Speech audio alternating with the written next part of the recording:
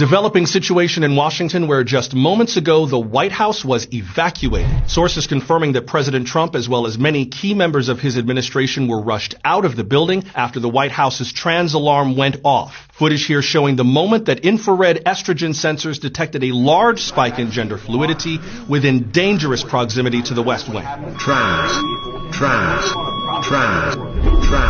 ONN's Jason Copeland joining us now from Washington with the latest. Jason, what can you tell us? Yeah, Dwight, Secret Service has confirmed that this was in fact not a test, but rather the trans defense system being initiated by a trans person detected within the White House's cisgender-only radius. Now, per protocol, President Trump as well as other members of his cabinet have all been urgently outfitted with hormone-proof vests and ushered deep below ground into their traditional values bunker for their ultimate safety. A frightening scene. We're hearing reports of White House staff barricading themselves in their offices, texting loved ones, just waiting for Secret Service to tell them their pronouns were safe. Jason, just how close did this nonconformist get to entering the Oval Office? Yeah, well, I've spoken with some sources here that are still working to determine the severity of the threat. What we do know is that this trans alarm system is, of course, known to be hypersensitive.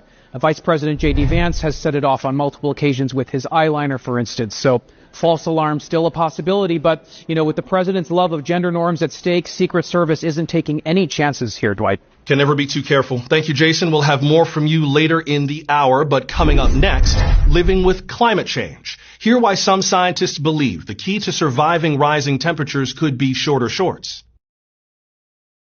Clapper.